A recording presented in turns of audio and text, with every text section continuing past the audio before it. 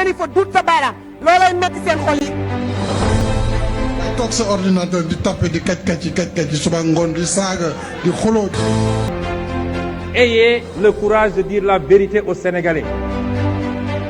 doomi soxna yi fi nekk bañ a falsifié ahadis yi ak ayat alquran yi ngir ragal gouvernement bi.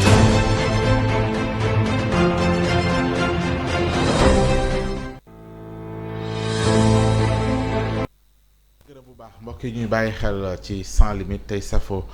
programme yi fi am dellusiwaat nañ ci ñaareelu numéro émission bi nga xam te ne dañ ko jaglal wàllu immigration irrégulière xam ngeen ni numéro bu njëkk bi fii la ñu àndal PDG bu JB Monde ñu doon waxtaane li nga xamante ne moo aju ci immigration irrégulière lan moo koy saafara ak it ñoom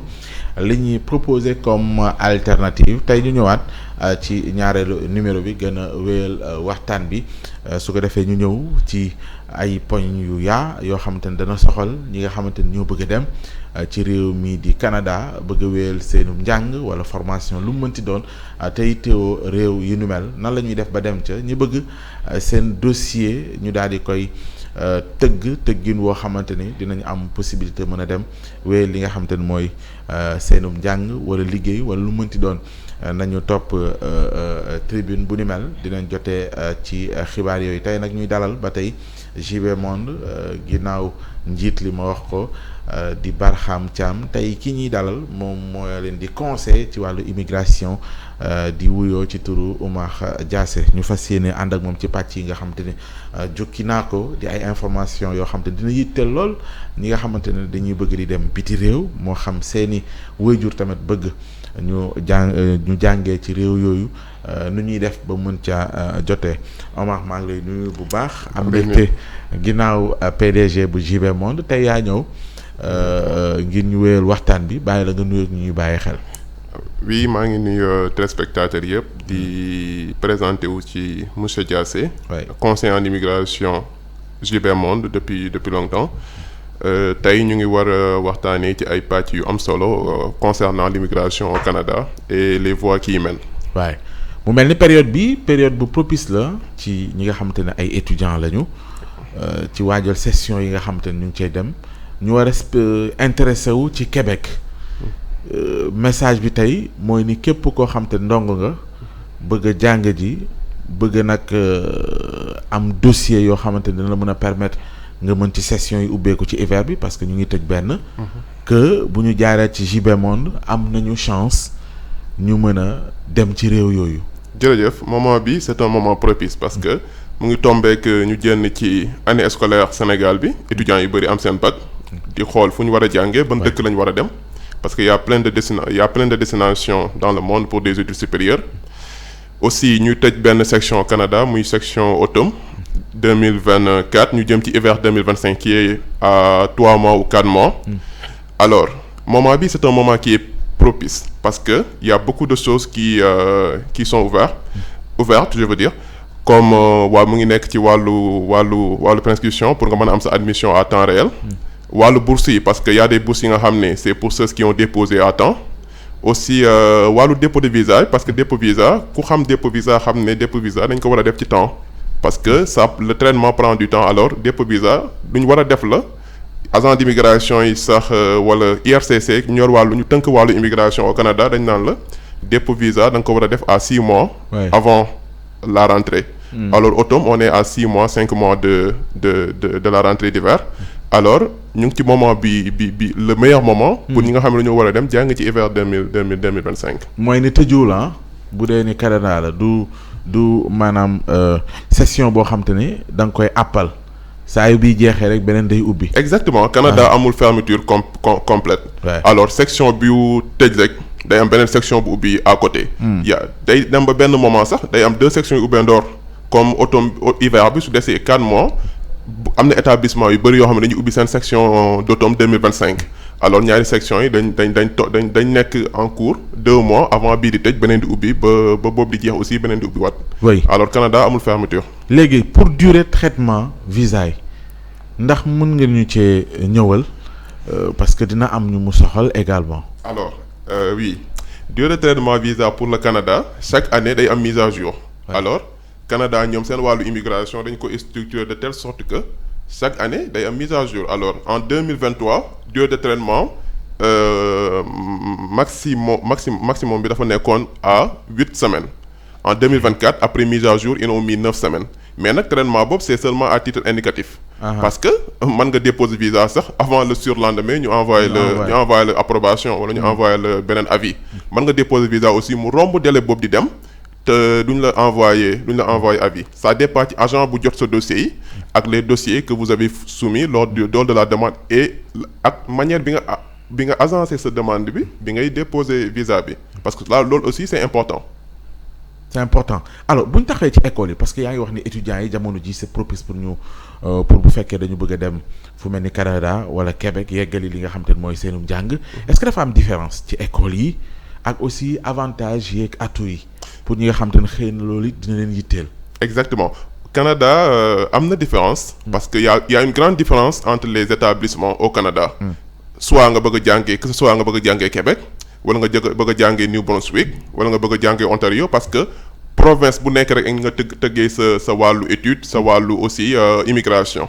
Alors su nekkee Québec mi nga xam ne moo gën a intéressé Sénégalais yi atu Québec mooy 80% des établissements sont francophones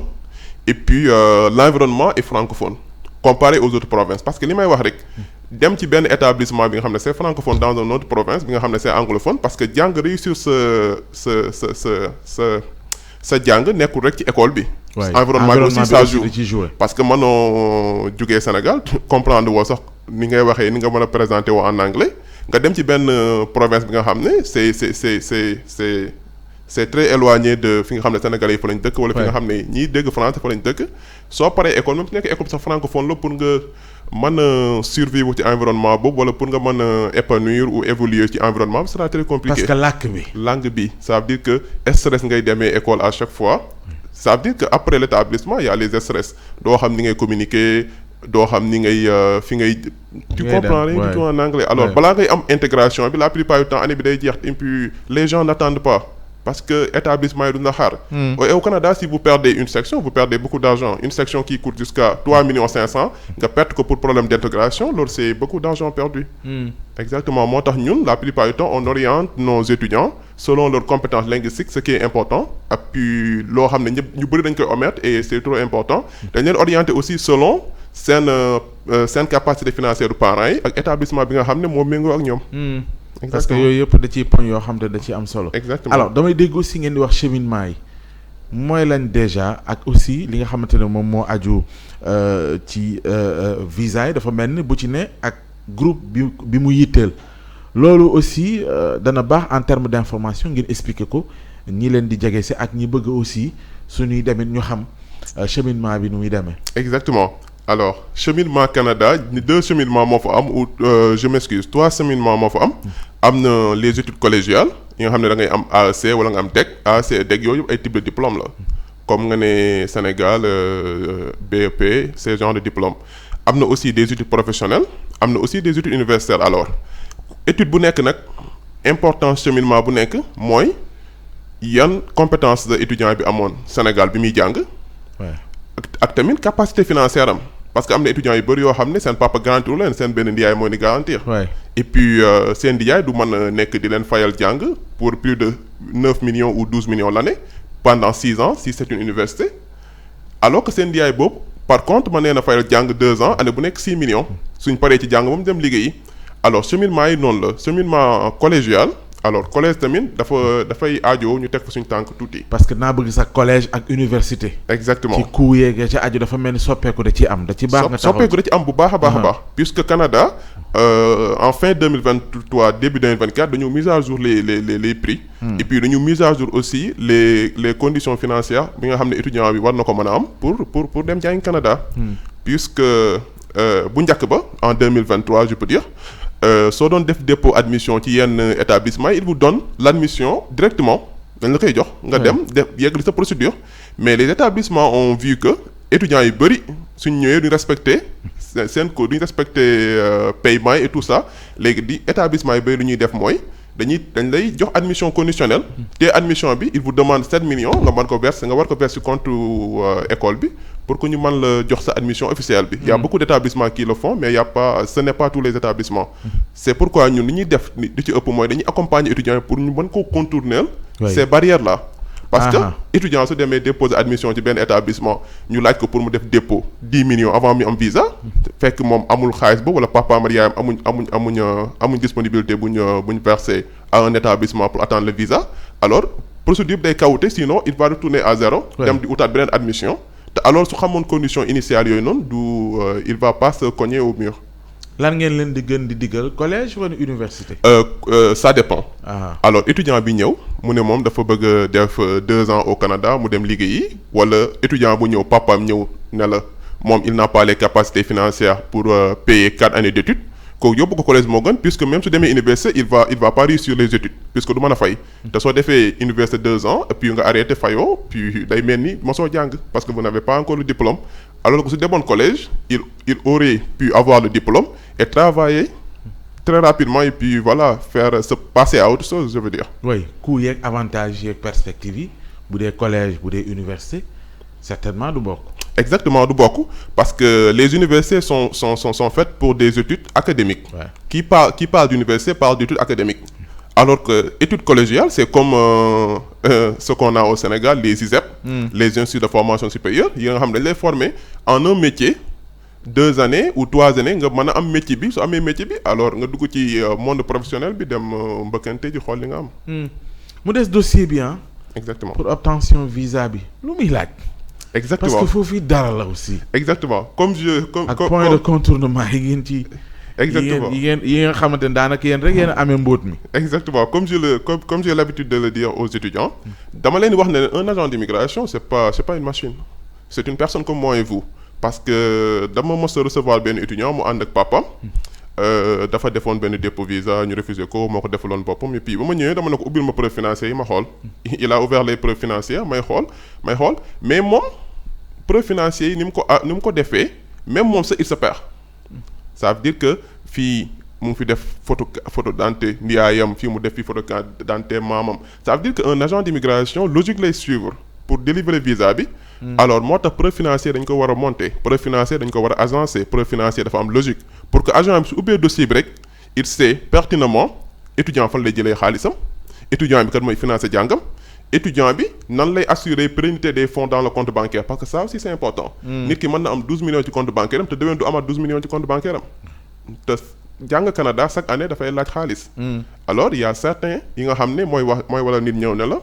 am na 25 millions sama compte bancaire mais j'ai eu un refus voilà un refus peut-être que dafa assurer wul agent d'immigration bi que il va assurer la pérennité des fonds dans le compte bancaire ça veut dire que la continuité de l'alimentation du compte bancaire. te yéen ku leen ñëw jege leen aussi tamit am na possibilité chance bu bëri pour que dossier am ñu mun ko. Exactement retenir. Exactement ku ñuy ñëw seet si ñu. Ça veut dire qu'on va évaluer le dossier même avant de déposer l'admission on demande au candidat. Où est-ce qu'il va le garantir? Où est-ce qu'il va prendre l'argent? Comment la garantie financière sera faite? Ça veut dire que dañ koy commerçant moo koy garantir wala salarié wala cadre wala travail autonome loolu yëpp ñun paramètres yooyu yëpp dañ koy boole avant ñu koy chercher admission chercher ko chez AQ déposer ko bi nga xam ne la demande pourrait être très fluide et passer très rapidement. ba ci permis d'études aussi. di nga wax ni am na ci ay changements yu ñu ci opérer aussi. Exactement exactement Exactement comme permis d'études yi am na ay changements yu bëri yu ñu ci opéré parce que Canada léegi il a limité la durée des permis d'études à 2 années alors permis d'études mënut visa étudiant mënut dépasser 2 années. Aussi dañuy mise à jour que képp ku am visa étudiant mënatoo liggéey à durée illimitée mais da ngay liggéey 20 heures de temps. Alors loolu aussi c'est à considérer pour étudiants yi nga xam ne ñoo foog ne suñu demee Canada dinañ mën di liggéey di fayal seen bopp ñu xam ne léegi ils n'ont droit à travailler que 20 heures par semaine. Exactement alors loolu noonu c'est des paramètres à prendre en compte pour que kii garantir étudiant bi wala kii yóbbu doomam Canada mu xam ne conditions yi kat moo am finance étudiant bi mu mën koo préparer à l'avance. li ngeen di wax ci laps beeg frais ni ñu ko waxee versement de frais de scolarité obligatoire. loolu dafa bokk ci changement yi nga xamante ne am na ci. Exactement dafa bokk ci changement yi surtout dans les cégep cégep ak collège c'est la même chose mais la plupart du temps les collèges sont privés et les cégeps sont publics mais comme je le dis souvent kuy jàng Canada mënoo am public même les universités publiques sont privées pour les étudiants internationaux et c'est partout dans le monde alors su nekkee sa papa fayul impôt amoo passeport ci dëkk ba mënoo bénéficier wu si études yi nga xam ne c'est gratuite alors cégep bi la plupart du temps soo fa amee admission dans beaucoup de cégep ils vous demandent de payer au minimum les un tiers des frais de scolarité avant que ngay am admission officielle alors qu'il y a beaucoup d'autres instituts qui ne demandent pas ça alors nous on accompagne l'étudiant pour contourner ces obstacles afin que du am ay problème au versement de fonds ou bien ay admissions annulées pour des fonds non versés selon les durées déterminées selon les délais prédéterminés je veux dire boo fa yeggee am fa séjour it fexe ba nekk ci yoon yooyu di nga leen ciy dimbali ak recours yi ñu ciy dugal bu fekkee jàpp nañ ni teg nañ leen li ñu leen waru teg yooyu da ngeen ni accompagner ci wàllu. oui parce que récemment on a accompagné des étudiants yi nga xam ne ils avaient presque perdu leurs statuts dañoo toog Canada puis voilà ils avaient des problèmes de renouveler leur visa étudiant puisque seen jàng bi ñu waroon valider ils n'ont pas validé ça à temps et dañuy toog étudiants yu bëri dañuy dem Canada mais ça veut dire que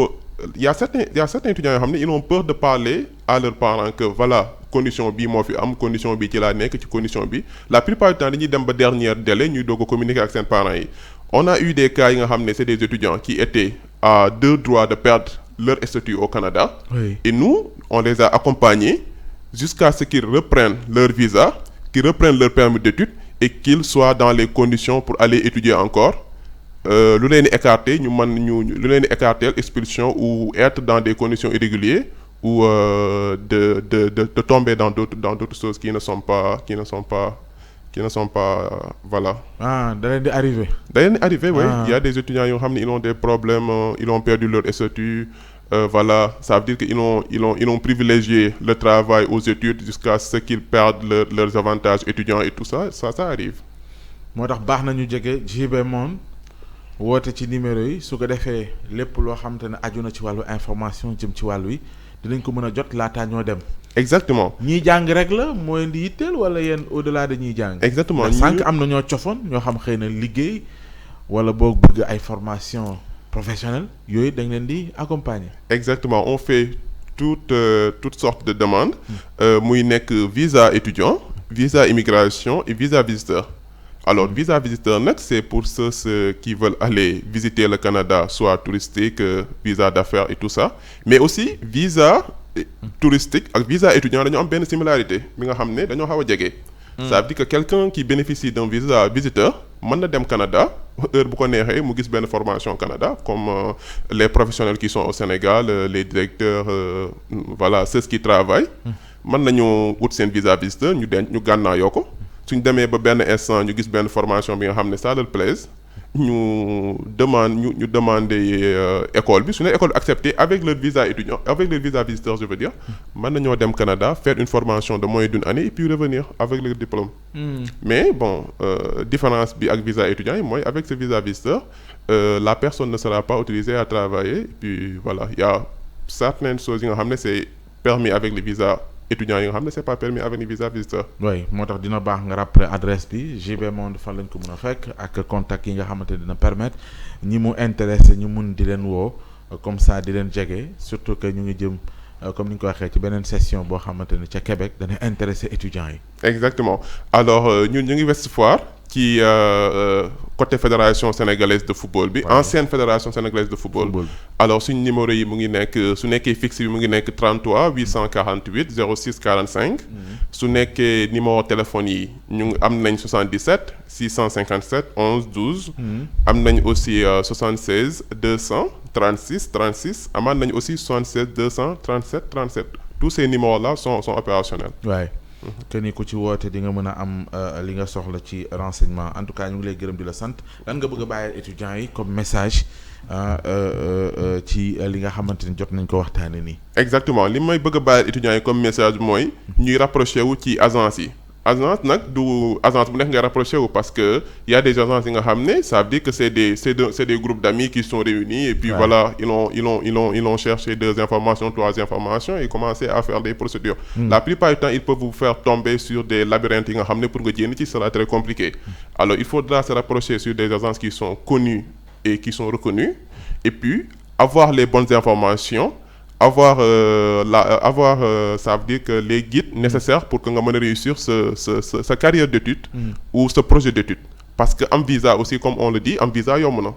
parce que bon il y a des agences d'immigration mën nga taxal benn dossier dugal fii nga dugal ko ñu approuvé ko mais est-ce que soo demee Canada cheminement bi nga jël c'est conforme avec vos capacités financières. Justement. Est-ce que di nga ko mën a réussir est-ce que aussi c'est intéressant vu les perspectives de retour et les perspectives de travail après la fin des études. te yooyu yëpp dafay am solo. ñu bàyyi ko xel. oui en tout cas merci beaucoup Omar Diassé on aura l'occasion inchallah semaine prochaine. àndaat ak yéen ci beneen pàcc boo xam te ne dina ñeel wàllu immigration ànd ceeg waa JB Monde yi nga xamante ne ñoom ñooy partenaire émission bile ñu ngi leen di gërëm di leen sant yi ñu doon bàyyi xel fi ci réew mi ak ci biti réew gërëm bu baax techniciens yi ci àndaloon semaine prochaine incha allah ñu àndaat ak waa JB Monde ci beneen thématique ñeel immigration ci réew mi jërë ngeen jëf. jërëjëf.